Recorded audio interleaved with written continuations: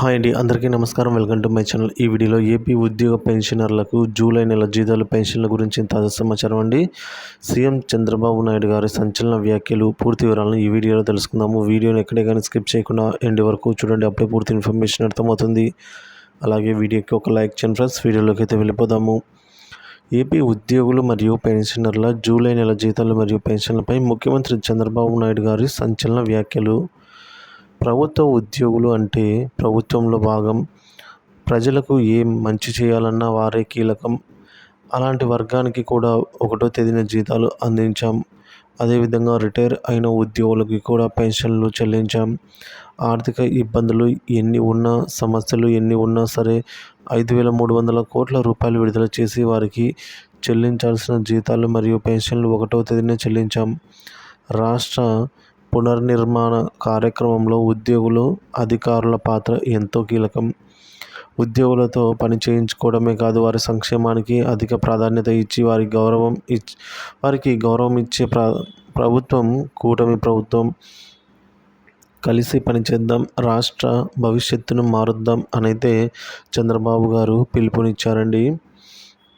ఇకపోతే మనకు Vijayawada west treasury union banks జీతాలు అయితే జమ అవుతున్నాయండి. సో అలాగే కాకినాడ ఎస్టీఓ ఆఫీస్లో ఒకే బిల్లో కొంతమందికి పడ్డాయి, కొంతమందికి పడలేదు అన్నమాట. సో ఇలా అయితే జరుగుతుంది అక్కడక్కడ. అలాగే ఆళ్ళగడ్డ ట్రెజరీ నంద్యాల డిస్టిక్లో ఇంకా పెండింగ్ బిల్లులు అయితే ఉన్నాయి. అంటే జీతాలు, పెన్షన్లు ఇంకా జమ కావాల్సినవి ఉన్నవి. Pension not received in Guntur. అలాగే కుప్పంలో పెన్షన్ ఇంకా పడలేదు అని మన మిత్రులు కామెంట్ ద్వారా తెలియజేశారు. ఇక పెన్షనర్లకు సంబంధించి నిన్న రాత్రి 7 గంటల సమయం నుంచి మొదలుకొని రాత్రిలో దాదాపు ఒక 20-25% పెన్షన్లు అయితే జమ అయ్యాయి. మిగతా వారికి ఈరోజు జమ అవుతాయి. అయితే ఎక్కువ మంది యూనియన్ బ్యాంక్ ఆఫ్ ఇండియాలో ఖాతా ఉన్నవారు వారికి జమ అవుతున్నట్లు మిత్రులు మనకు కామెంట్ చేస్తున్నారండి. సో కొన్నిసార్లు బ్యాంక్ సర్వర్ డౌన్ వల్ల కూడా పేమెంట్ సక్సెస్ వచ్చినా కూడా వాళ్ళకి జమ కావటం లేదు. సో దీన్ని బట్టి మనకి ఏమర్థమవుతుందంటే, ఫండ్స్ ఒకే రోజు విడుదల చేసినా, అందరికీ జమ చేసినా కూడా అవి ఎవరి ఖాతాలో వారికి చేరేదానికి ప్రాసెసింగ్ టైం అయితే తీసుకుంటుంది. అంటే 1, 2, 3 రోజుల టైం అయితే పడుతుంది. నెంబర్ ఆఫ్ ట్రాన్సాక్షన్స్ ఎక్కువ ఉండటం వల్ల అని అయితే అర్థమవుతుంది.